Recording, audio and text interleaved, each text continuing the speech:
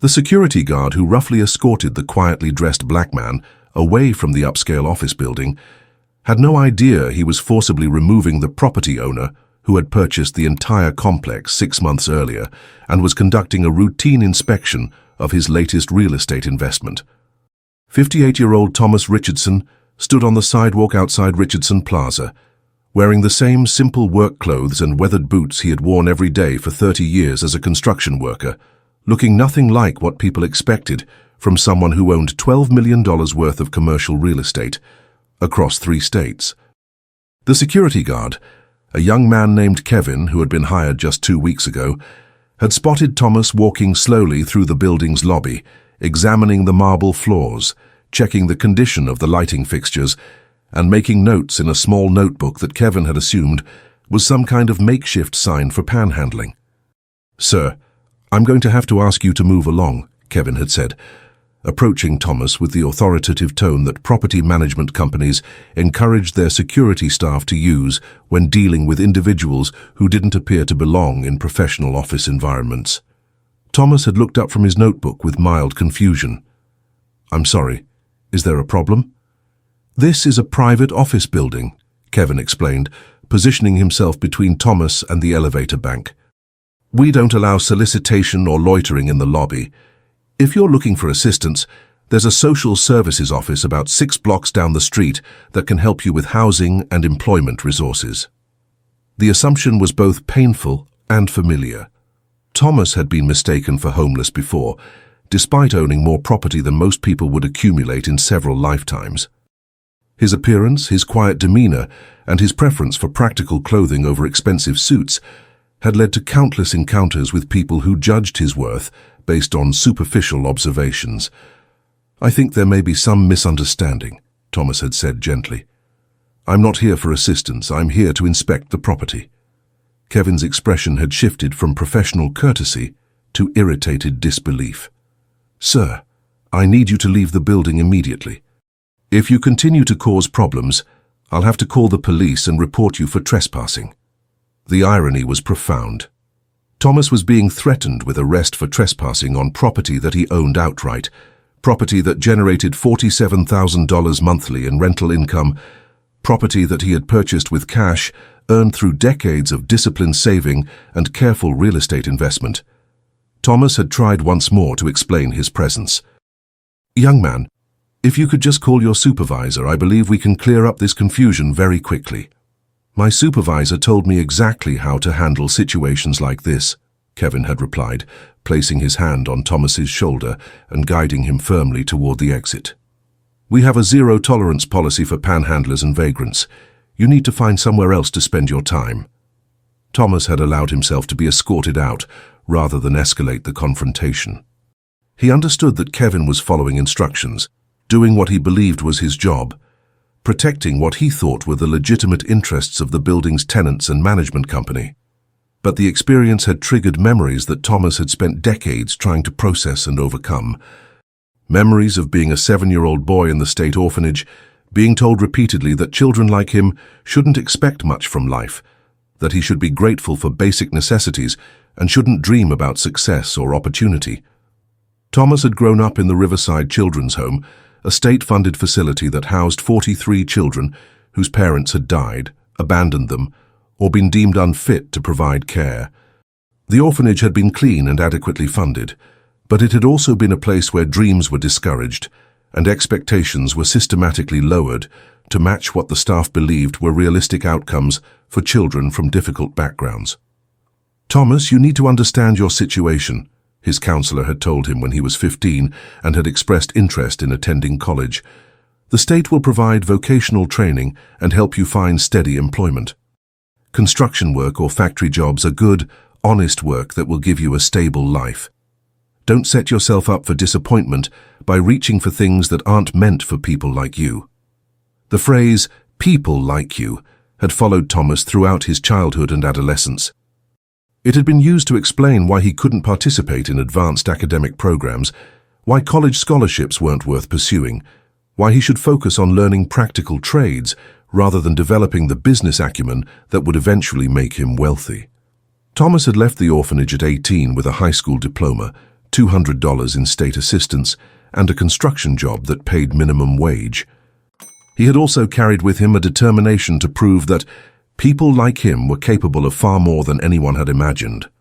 For the first 5 years after leaving the orphanage, Thomas had lived in a studio apartment that cost most of his monthly income, worked construction during the day, and studied real estate investment books at night.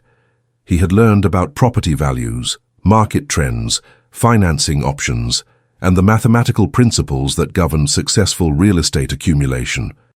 His first investment had been a small duplex in a neighborhood that most people avoided, purchased with money he had saved by eating rice and beans for dinner most nights and walking to work to save bus fare. The duplex had been in terrible condition, but Thomas had renovated it himself using skills he had learned in construction, turning it into attractive rental property that generated enough income to help him purchase a second property. Property by property, renovation by renovation, Thomas had built a real estate portfolio that now included apartment complexes, office buildings, retail spaces, and residential developments. He owned Richardson Plaza outright, along with 11 other commercial properties that provided enough passive income for him to retire comfortably while continuing to expand his investments. But Thomas had never changed his lifestyle or his appearance. He continued wearing work clothes because they were comfortable and practical. He drove a 10-year-old pickup truck because it was reliable and paid for. He lived in a modest house because it met his needs without creating unnecessary expenses that would reduce his ability to reinvest his profits. Most importantly, Thomas had maintained his humble appearance because he remembered what it felt like to be dismissed, overlooked, and underestimated.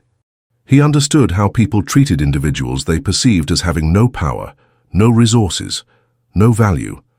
His success had not made him forget the pain of being judged by appearances or the importance of treating every person with dignity, regardless of their economic circumstances. Standing on the sidewalk outside his own building, Thomas pulled out his phone and scrolled through his contacts until he found the number for Morrison Property Management, the company he had hired to handle day-to-day operations for Richardson Plaza. "Mrs. Morrison," Thomas said when the property manager answered, "this is Thomas Richardson. I'm standing outside my building, and I've just been escorted out by your security guard for suspected panhandling. I think we need to have a conversation about staff training and communication protocols." The silence that followed was the beginning of what would become a teaching moment about assumptions, respect, and the dangerous practice of judging people's worth based on their appearance rather than their character or accomplishments. Thomas had built his fortune quietly, without fanfare or recognition, because he believed that true success was measured by what you achieved rather than what you displayed. But today's encounter would force him to reveal his identity and confront the ongoing reality that some people would always see a black man in work clothes as a threat to be removed rather than a human being deserving of basic courtesy and respect. "Mr. Richardson, I'm so deeply sorry," came the horrified voice of Margaret Morrison, the property management professional who had been overseeing Richardson Plaza for 6 months without ever meeting the building's owner in person. "Kevin is new, and he obviously wasn't properly informed about your inspection schedule. This is absolutely unacceptable." Thomas listened to Mrs. Morrison's apologies while watching office workers stream in and out of the building that had become the cornerstone of his real estate empire. Each person walking through those doors represented a dream he had held since childhood, the dream of creating something substantial, something lasting, something that proved the counselors at Riverside Children's Home had been wrong about what people like him could accomplish. "Mrs.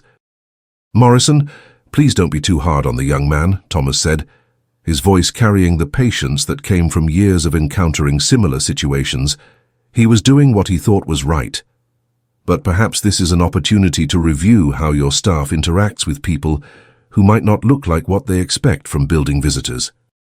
As Thomas spoke, his mind drifted back to the lessons that had shaped his understanding of respect, dignity, and the importance of looking beyond surface appearances to see a person's true worth. The memories from Riverside Children's Home remained vivid even after 40 years.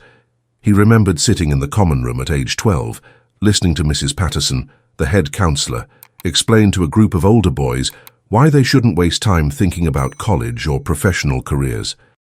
"Boys, I want you to understand something important about your futures," Mrs. Patterson had said, her voice carrying the kind of false kindness that barely concealed underlying condescension. "The state has provided you with food, shelter, and education, but now it's time to be realistic about your options. Manual labor, service jobs, maybe learning a trade, these are honest ways to make a living that will give you stability and purpose." Thomas had raised his hand tentatively. "Mrs. Patterson, what if someone wanted to start their own business someday?" The laughter from the older boys had been immediate and cruel, but Mrs. Patterson's response had been worse. "Thomas, starting a business requires capital, connections, and educational background that children from your circumstances simply don't have access to. It's better to focus on goals that are actually achievable rather than setting yourself up for disappointment." That conversation had planted a seed of determination in Thomas that had grown stronger with each passing year. Every time someone told him to lower his expectations, every time he encountered assumptions about his capabilities, every time he was advised to be realistic about his prospects, Thomas had channeled that energy into proving that limitations existed only in other people's minds, not in his own potential. After leaving the orphanage at 18, Thomas had moved into a small efficiency apartment and begun working for Hendricks Construction Company, one of the few employers willing to hire workers without experience or references. The job paid $4.50 per hour, barely enough to cover rent and basic necessities, but it had provided something more valuable than money, an education in how buildings were constructed, how property values were determined, and how real estate markets functioned. Thomas had approached his construction work with the same methodical determination he had applied to his studies at the orphanage.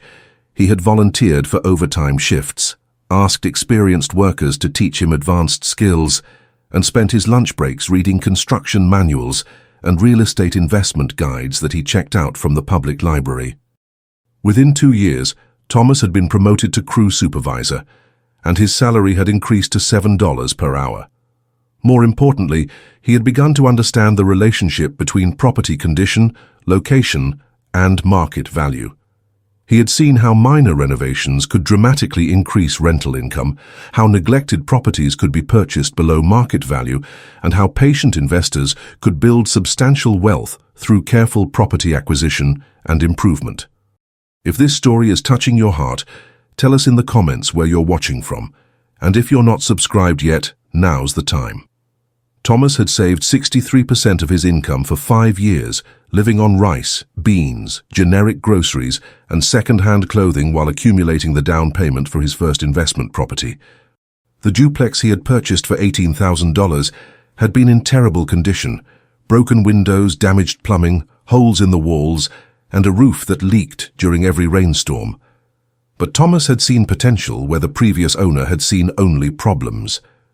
Using skills he had learned in construction, he had spent 6 months renovating the property after work, and on weekends, installing new plumbing, repairing the roof, painting every room, and creating attractive living spaces that he could rent for enough income to cover the mortgage payment and generate a small profit.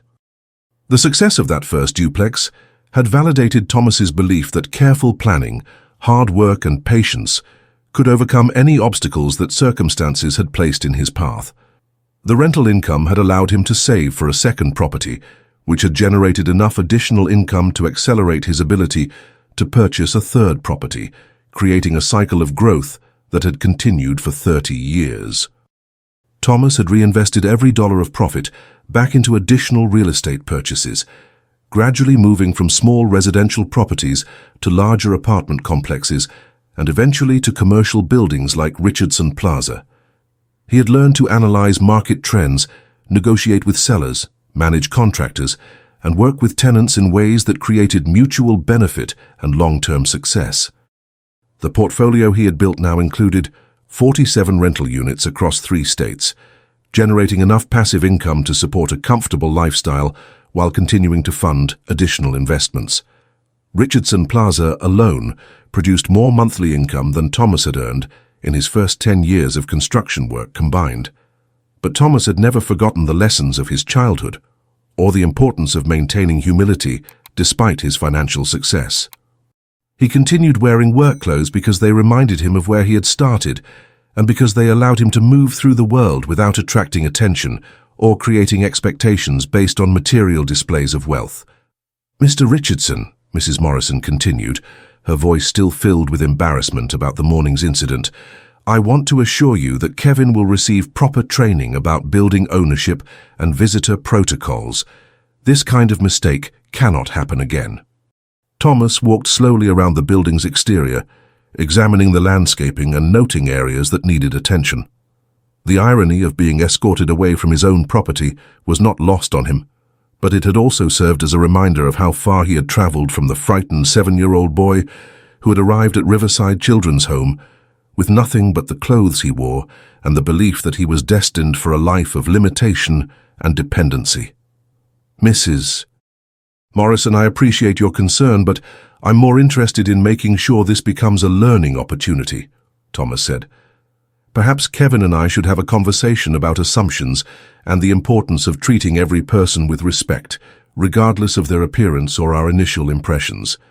The building that rose above them represented more than just a successful real estate investment. It represented the tangible proof that dreams could survive childhood trauma, that determination could overcome societal limitations, and that success could be achieved by people who had been written off by a system that had never believed in their potential. Thomas had named the building Richardson Plaza not out of ego, but as a tribute to the boy who had refused to accept other people's definitions of what his future should look like. Every brick, every window, every square foot of rental space represented a victory over the voices that had told him to lower his expectations and settle for less than he was capable of achieving. As Thomas prepared to re-enter his own building and address the morning's misunderstanding, he reflected on the profound satisfaction that came not from accumulating wealth for its own sake, but from proving that human potential could not be limited by circumstances, appearances, or other people's inability to see past their own assumptions and prejudices. The conversation with Kevin would be an opportunity to share these lessons with a young man who had much to learn about respect, dignity, and the dangerous practice of judging people based on superficial observations, rather than character and accomplishment. 20 minutes later, Kevin Williams stood in the elegant lobby of Richardson Plaza with an expression of complete mortification as Margaret Morrison introduced him to the man he had forcibly escorted from the building less than an hour earlier. "Kevin, I'd like you to meet Mr. Thomas Richardson," Mrs. Morrison said, her voice carrying the weight of a lesson that would change how the young security guard viewed his job responsibilities forever. "Mr. Richardson is the owner of this building and 11 other commercial properties in our management portfolio." The color drained from Kevin's face as he processed the magnitude of his mistake. The quiet black man in work clothes whom he had dismissed as a vagrant was actually his ultimate employer, the person whose investment had created Kevin's job and whose continued success determined Kevin's future employment prospects. "Sir, I don't know what to say," Kevin stammered, his earlier confidence replaced by genuine remorse and embarrassment. "I thought you were... I assumed that you were someone who didn't belong here. I'm so sorry." Thomas studied the young man's face, seeing in Kevin's expression the same kind of assumptions and prejudices that had followed him throughout his life.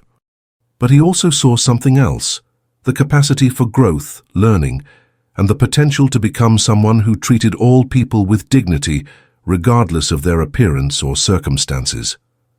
"Kevin," Thomas said gently, "can you help me understand what made you think I didn't belong in this building?" The question forced Kevin to confront the uncomfortable reality of his own biases. "Well, sir, you were dressed like... most of the people who own buildings like this wear suits and expensive clothes. You looked more like someone who might be looking for work or asking for help." "And if I had been looking for work or asking for help," Thomas continued, "how should that person have been treated?"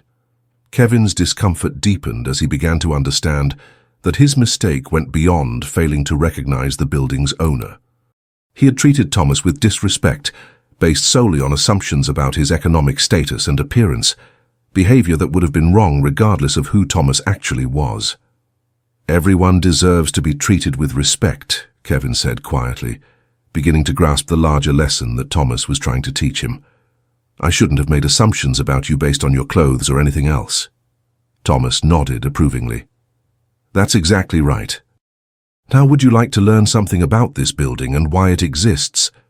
For the next hour, Thomas guided Kevin through Richardson Plaza, explaining the history of each renovation, the thought process behind every design decision, and the business principles that had made the property successful.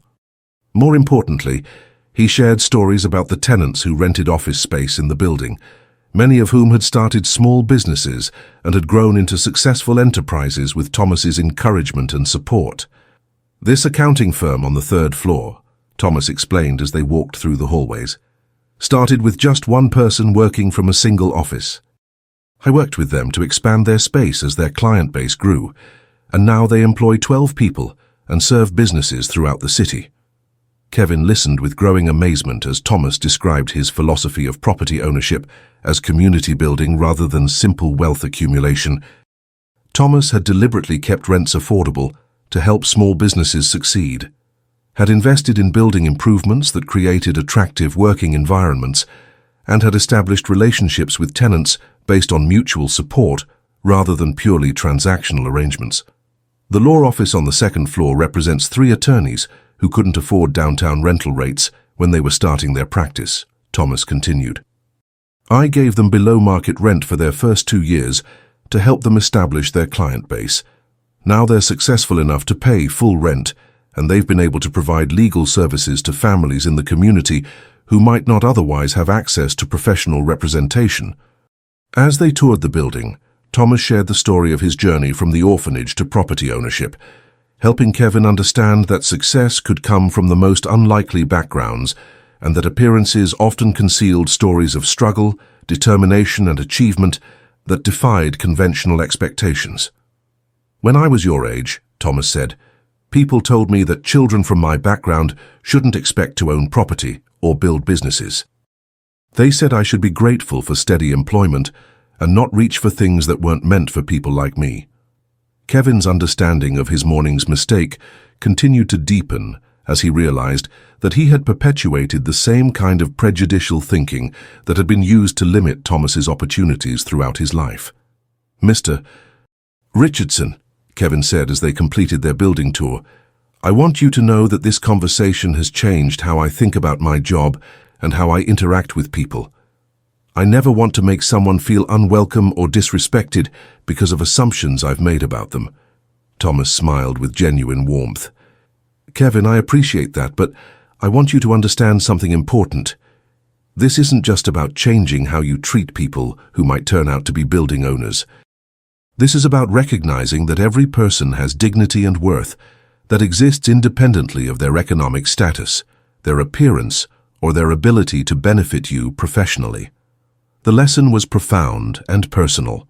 Thomas was teaching Kevin that respect should be universal rather than conditional, that courtesy should be extended to every person regardless of their perceived value or status, and that true professionalism meant seeing the humanity in everyone rather than making judgments based on superficial observations.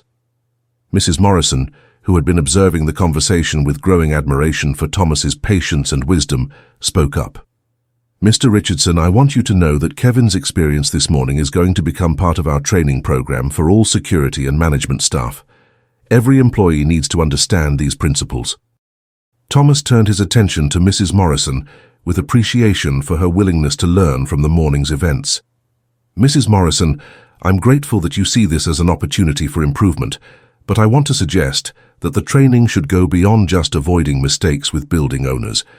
Your staff should be prepared to treat every visitor with respect, whether they're CEOs or people who are genuinely in need of assistance." The conversation had revealed something important about Thomas's character that went far beyond his financial success. His wealth had not made him arrogant or disconnected from the struggles of people who were still facing the kinds of challenges he had overcome. Instead, his success had deepened his empathy and strengthened his commitment to treating everyone with the dignity he had often been denied. "There's something else I'd like you both to understand," Thomas continued. "This building exists not just as an investment, but as proof that the American dream is still possible for people who are willing to work hard and persist through difficulties. Every tenant here represents someone who is building something meaningful, creating jobs, serving their community, and proving that success can come from anywhere." As the three of them stood in the lobby where the morning's misunderstanding had begun, Thomas reflected on the profound satisfaction that came from turning a moment of prejudice into an opportunity for education and growth. Kevin's transformation from someone who made assumptions based on appearance to someone who understood the importance of universal respect represented the kind of positive change that made Thomas's success meaningful beyond mere financial accumulation. The conversation had also reinforced Thomas's belief that true wealth included the responsibility to use his position and resources to create opportunities for others, to challenge prejudicial thinking, and to demonstrate that dignity and worth could not be determined by clothing, background, or first impressions. Richardson Plaza had become more than just a successful real estate investment. It had become a symbol of possibility, a place where small businesses could grow, where communities could be strengthened, and where important lessons about respect and human dignity could be learned and shared. 6 months later, Thomas Richardson walked through the lobby of Richardson Plaza, wearing the same simple work clothes and weathered boots that had once caused him to be mistaken for a vagrant. But now understanding that true success was measured not by what you wore or what people thought of your appearance, but by the positive impact you had on the lives of others and the legacy you built through acts of kindness and opportunity.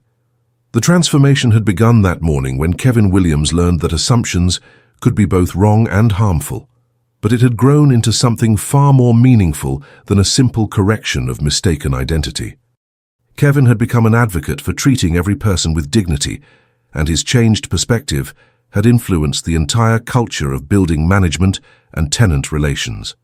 "Good morning, Mr. Richardson," Kevin said warmly as Thomas entered the lobby for his weekly property inspection. "Mrs. Johnson from the non-profit organization is here for her appointment about the community meeting space. She's waiting in the conference room." Thomas smiled at the respectful greeting, but more importantly, he appreciated Kevin's genuine transformation into someone who understood that professionalism meant serving all people with equal courtesy and consideration. Kevin had become someone who saw his job as creating a welcoming environment for everyone who entered the building, regardless of their appearance, background, or purpose for visiting. The community meeting space that Mrs. Johnson wanted to discuss represented Thomas's latest initiative to ensure that Richardson Plaza served not just as a successful business venture, but as a resource for neighborhood improvement and community development. Thomas had decided to dedicate the entire first floor of the building to non-profit organizations and community services that helped local families access education, job training, and support services. "Mrs. Johnson," Thomas said as he entered the conference room, "I understand you're interested in establishing a literacy program for adults who want to improve their reading and writing skills." Eleanor Johnson, a retired teacher who had spent 40 years working in public schools, looked up with the kind of enthusiasm that came from dedicating one's life to helping others achieve their potential. "Mr. Richardson, having a permanent location for our program would allow us to serve 3 times as many adults as we're currently reaching. Many of our students are working parents who need evening and weekend classes, and having a consistent meeting place would make all the difference." Thomas had met Mrs. Johnson through the community center, where he volunteered every Saturday morning, teaching basic financial literacy and property maintenance skills to young people who were aging out of the foster care system. His own experience at Riverside Children's Home had made him acutely aware of how difficult the transition to independent adulthood could be for young people without family support or financial resources. "Mrs. Johnson, I'd like to offer you the space rent-free for the first 2 years," Thomas said. "After that, we can discuss a rental arrangement that fits within your organization's budget. I believe that education is the most important investment any community can make, and I want to support your work in every way possible." The conversation reminded Thomas of the profound satisfaction that came from using his success to create opportunities for others, particularly people who were facing the kinds of challenges he had once overcome. Every dollar of rental income he donated to community programs, every below-market lease he offered to small businesses, every mentoring session he provided to young adults from difficult backgrounds represented a way of honoring the determination that had carried him from the orphanage to property ownership. If this story moved you, don't stop here. Click the next one, subscribe, and share this with someone who still believes in kindness. Kevin knocked on the conference room door and entered with obvious excitement. "Mr. Richardson, I wanted to tell you about something that happened yesterday. A young man came in looking for work, and instead of just directing him to the employment office, I spent time talking with him about his background and interests. It turns out he has construction experience, and I was able to connect him with one of our tenants who was looking for skilled help." Thomas felt deep pride in Kevin's continued growth and his commitment to helping others, rather than simply performing the minimum requirements of his security position. Kevin had learned that true professionalism meant looking for ways to be helpful and supportive, not just ways to maintain order and control. "Kevin, that's exactly the kind of thinking that makes this building a place where people want to work and do business," Thomas said. "When our staff sees their role as helping people succeed, everyone benefits." The young man Kevin had helped turned out to be Marcus Williams, a 23-year-old who had recently been released from a youth correctional facility and was struggling to find employment despite having learned valuable construction skills during his incarceration. Thomas had hired Marcus to help with building maintenance and renovations, providing him with steady income and the opportunity to develop his skills further. Marcus had become more than just an employee. He had become a symbol of Thomas's belief that people deserved second chances and that everyone possessed potential that could be developed with proper support and encouragement. Working with Marcus reminded Thomas of his own experience of being judged by others' expectations rather than his actual capabilities. 3 months earlier, Thomas had established the Richardson Foundation, a non-profit organization dedicated to providing scholarships, job training, and mentorship programs for young adults from foster care and correctional backgrounds. The foundation operated from Richardson Plaza and had already helped 12 young people find employment and 6 others enroll in community college programs. "Mrs. Johnson," Thomas said, returning his attention to the literacy program discussion, "I'd also like to introduce you to some of the young adults who participate in our foundation programs. Many of them could benefit from your literacy classes, and some of them might be interested in helping with your program as volunteer tutors once they've improved their own skills." The interconnected nature of the community programs Thomas was developing represented his vision of Richardson Plaza as more than just a collection of rental offices.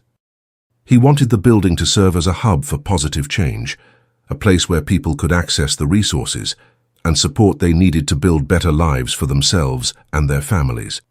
Thomas's weekly property inspections had evolved into community relationship building sessions, where he connected with tenants, program participants, and community members who were working to improve their circumstances. The simple work clothes that had once caused him to be mistaken for a vagrant had become a symbol of his accessibility and his commitment to remaining connected to the people he served. The transformation of Richardson Plaza into a community resource center had also attracted attention from other property owners and community leaders who were interested in replicating Thomas's model of combining successful business practices with social responsibility. Thomas had begun consulting with other real estate investors about ways to use their properties to support community development while maintaining financial sustainability. "Mr. Richardson," Mrs. Johnson said as they concluded their meeting, "I want you to know that what you're creating here gives me hope for the future. You're proving that successful businesses can also be forces for positive change in their communities." Thomas walked Mrs. Johnson to the lobby, where Kevin was helping Marcus move furniture for the new literacy program classroom. The scene represented everything Thomas had hoped to achieve: young people learning valuable skills, community members working together to solve problems, and a building that served as a foundation for opportunity rather than just a source of rental income.